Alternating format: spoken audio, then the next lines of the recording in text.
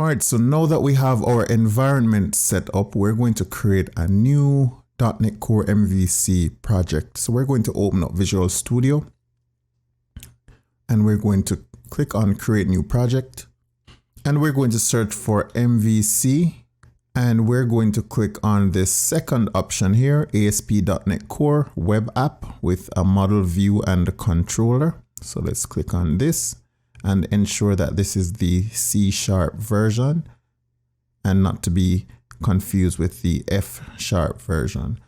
So now let's click on Next. And we're going to rename our application and we're going to create a bookings application where a person can go and book a reservation. So let us change the name of this to bookings and let's click on Next.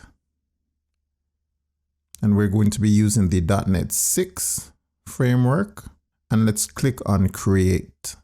Okay, so once we click on Create, this is what opens up. This is our Visual Studio Solution Explorer over here on the right. And you can drag this and drop it anywhere that you like.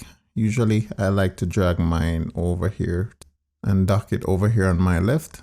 And I'll just drag this over like that. And a couple of changes I'm going to make. First, I'm going to click on this drop down arrow and I am going to select my default web browser to be Google Chrome.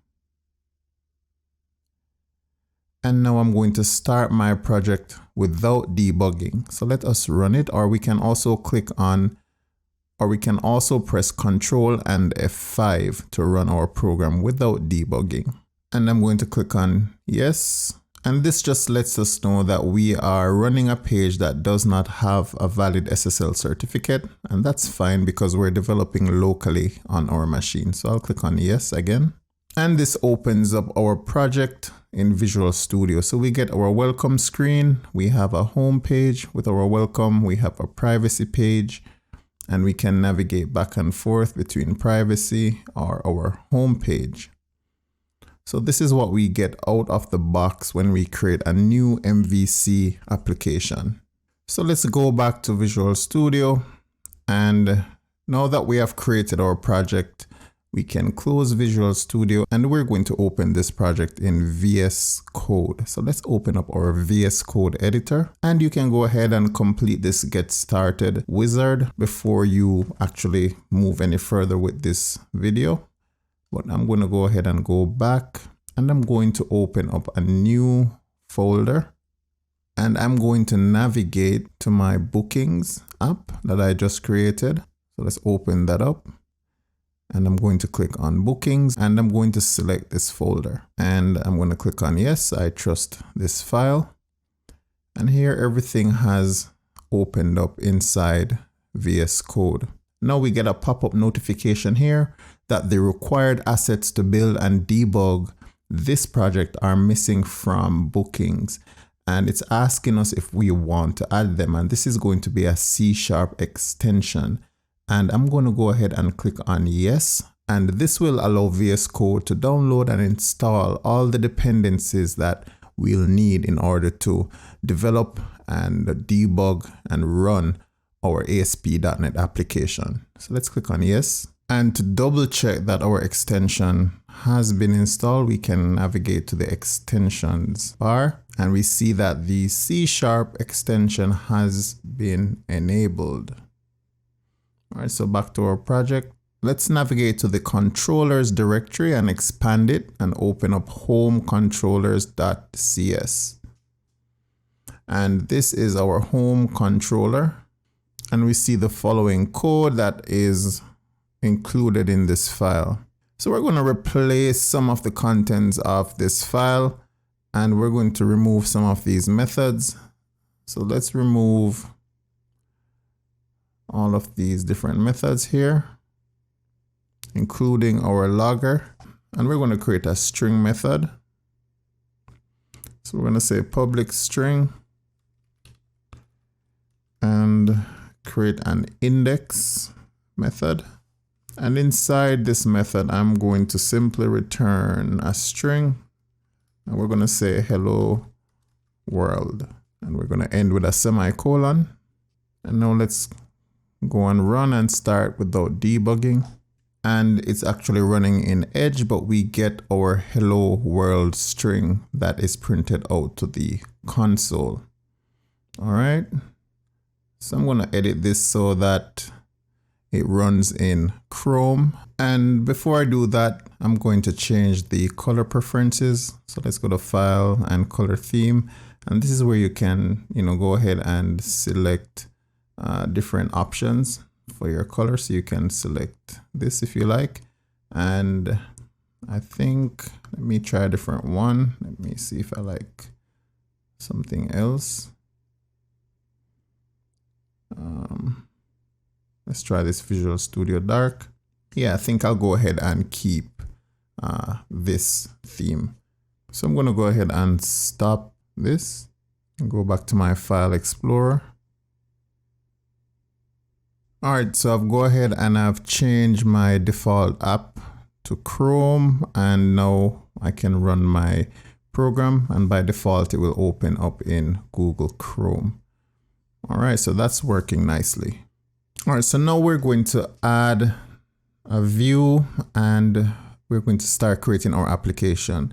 Before we proceed, let me quickly also increase the font size. Let's try a 22 font. All right, so that's slightly bigger.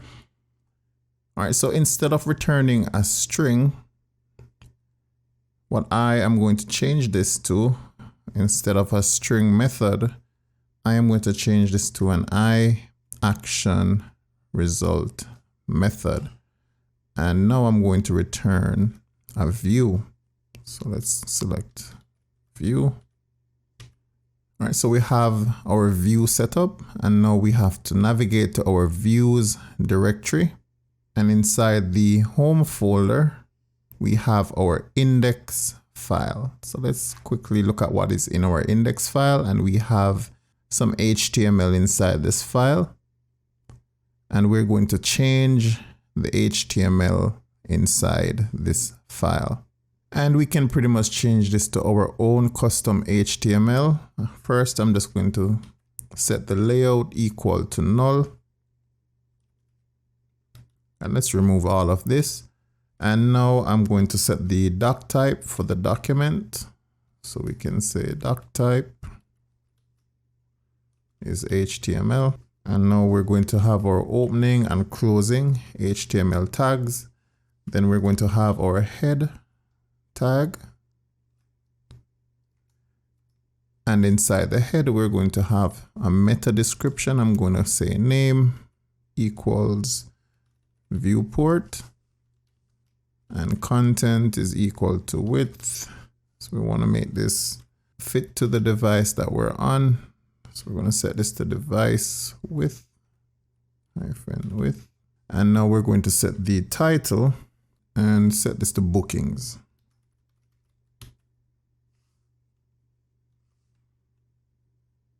All right, so that's it for the head. And now we can define the body. And we're going to have a div.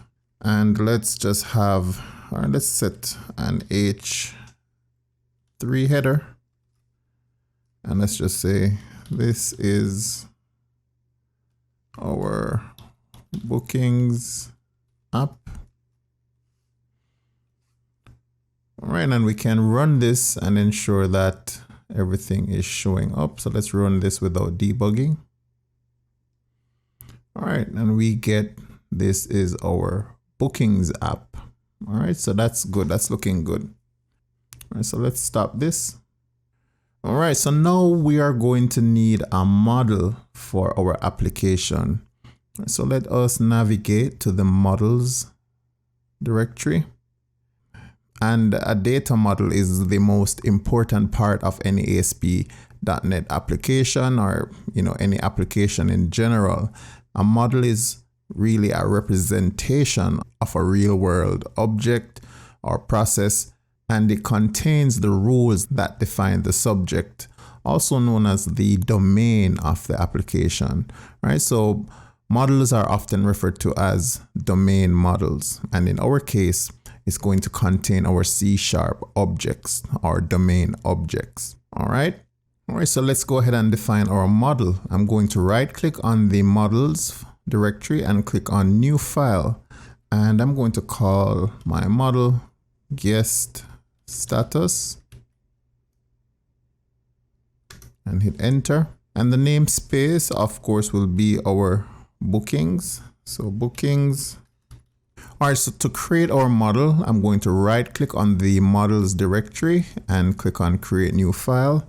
And I'm going to name my model guest status.cs.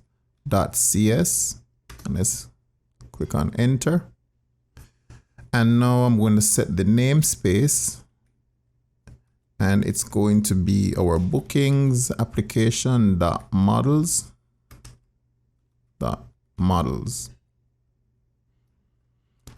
And we're going to define our model inside this namespace. So next I'm going to have my public class, and I'm going to call this guest status, which is the same as our file name. And let's open up our curly braces. And I'm going to define a series of properties. So the first property will be a string that will hold the name of our guest. And I'm going to set this to get and set.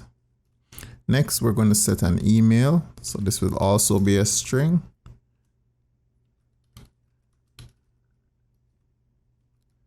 And we're going to need the phone number.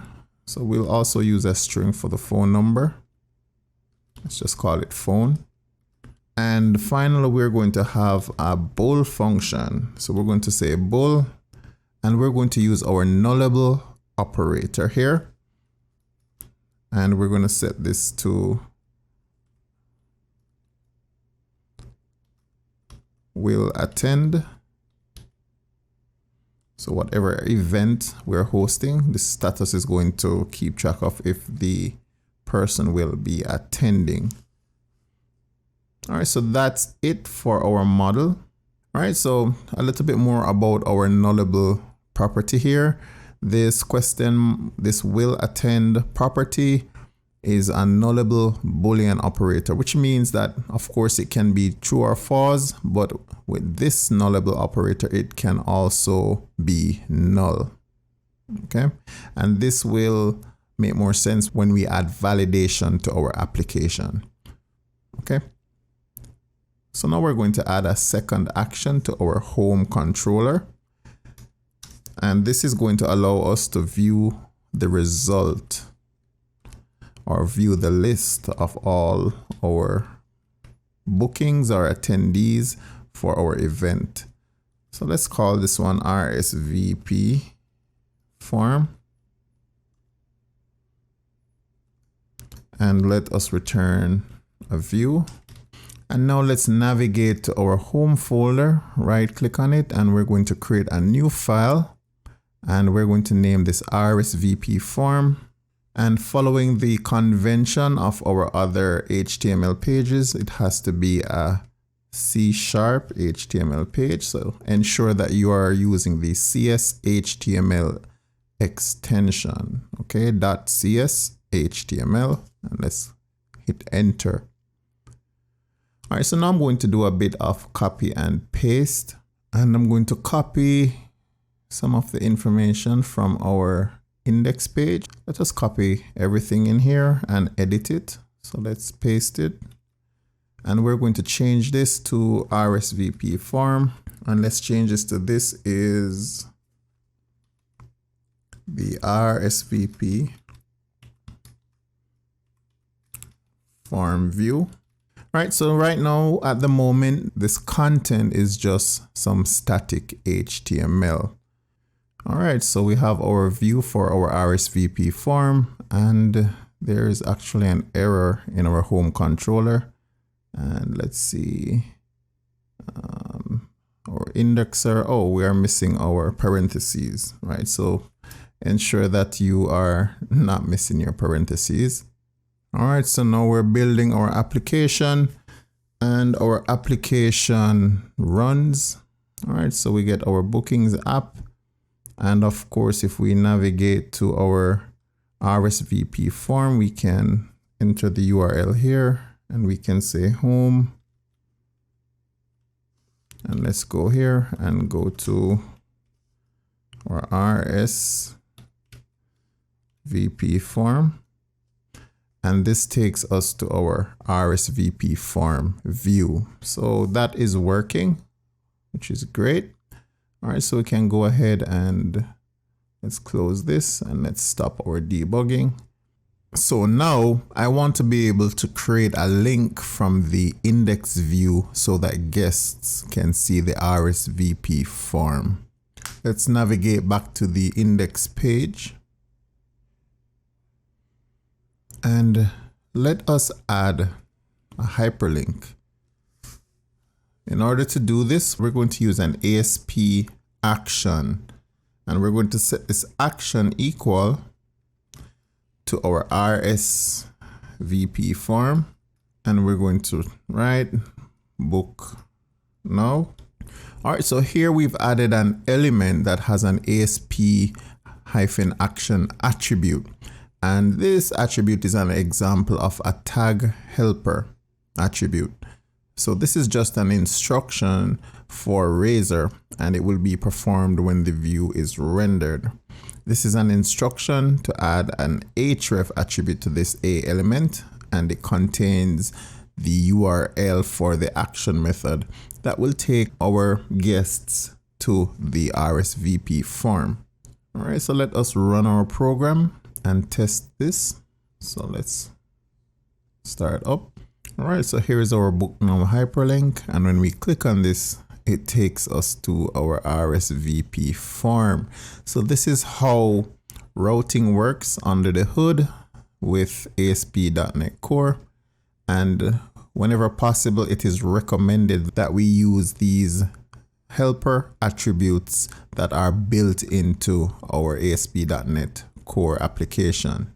So let's go ahead and stop that. And there's an important principle at work here, which is that you should use the features provided by the ASP.NET Core framework to generate URLs rather than hard coding them into your views.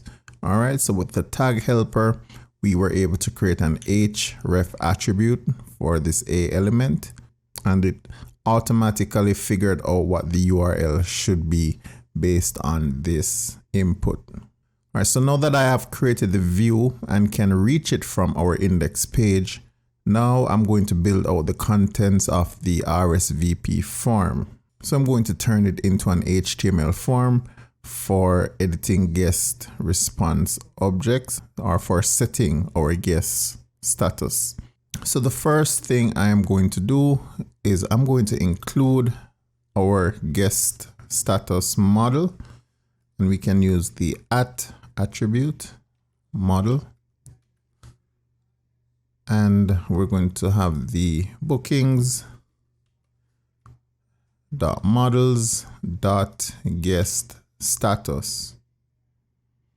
Okay, so we have included our model at the top, and now inside the body of our application we're going to have our form. So let's remove this div, and we're going to create our form. So let's type form, and it's going to have an ASP action, and we're going to set this action equal to RSVP form, and the method is going to be post. And let's close off our form. Inside our form, we're going to have a div, and we're going to set a label, and we're going to use our ASP4 attribute and set it equal to name. Let's not forget our quotes, name, and let's say your name. And we're also going to put the input right beneath our label. So we're going to say ASP-4, is also going to be equal to name.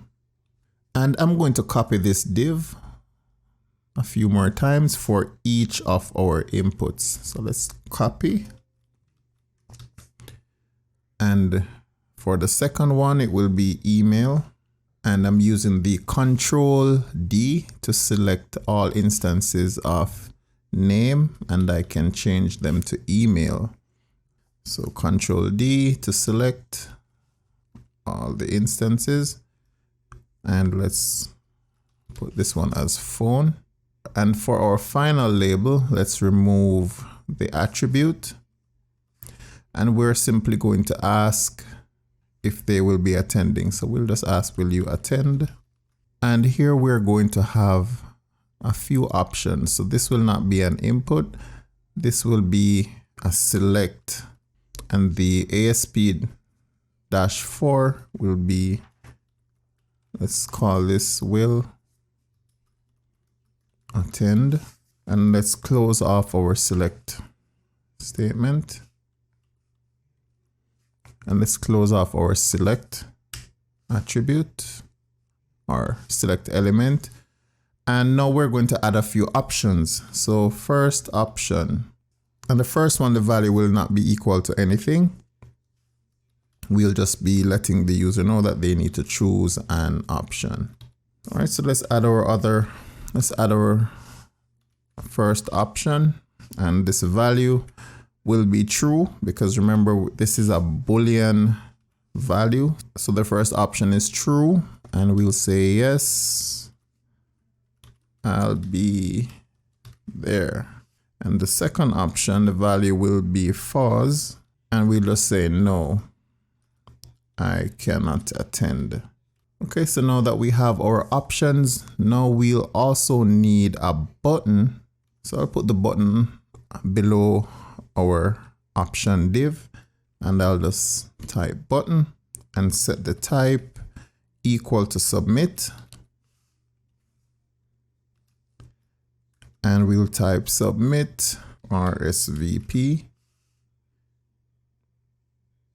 And that is pretty much it for our form. So just to recap, the model expression specifies that the view expects to receive a guest status object as its view model, right? So this model of guest status that we created here, this is our object.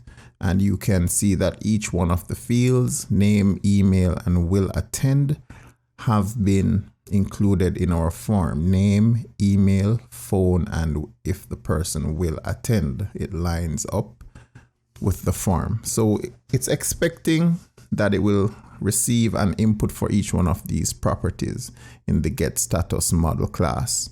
And inside our form, the ASP4 attribute on our label, attribute on the label element, sets the value for the attribute. And the ASP-4 attribute on the input element sets the ID and name elements.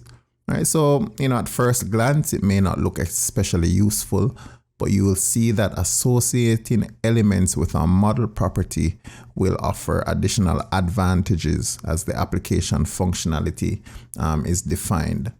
And of course, this form is using the post method. So let's have a look at our form. Okay, so if we click on book now, this takes us to our form. So we have our option field, and we can actually submit our form. All right. So as things stand at the moment, clicking this submit RSVP form simply clears the fields once you click on submit. All right. So this is because the form posts back to the RSVP form action method in the home controller. And let's click on stop.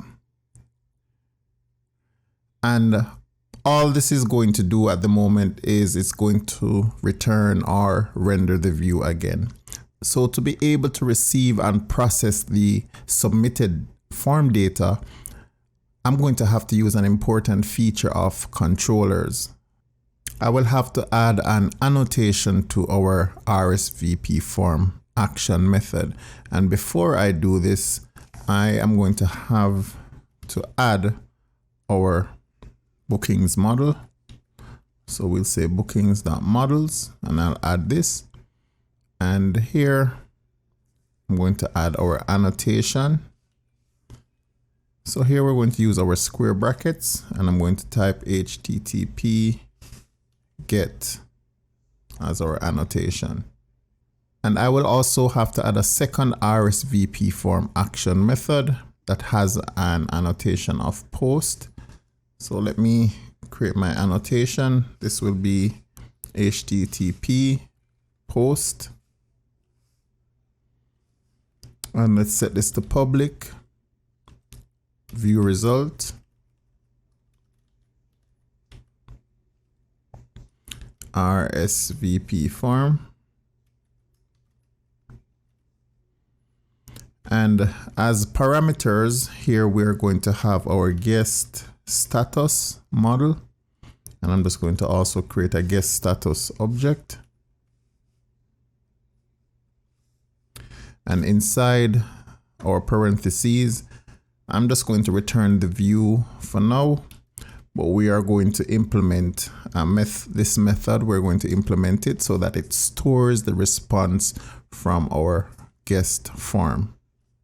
Right, so this method for RSVP form has a get annotation, and this declares that this method should be used only for get requests. Here I have overloaded the RSVP form method, and this is a new method which will deal with post requests. Okay, and I also imported the bookings models namespace, and this is just so that I can refer to the guest status model type without needing to qualify the class name inside the code or inside the body of the controller.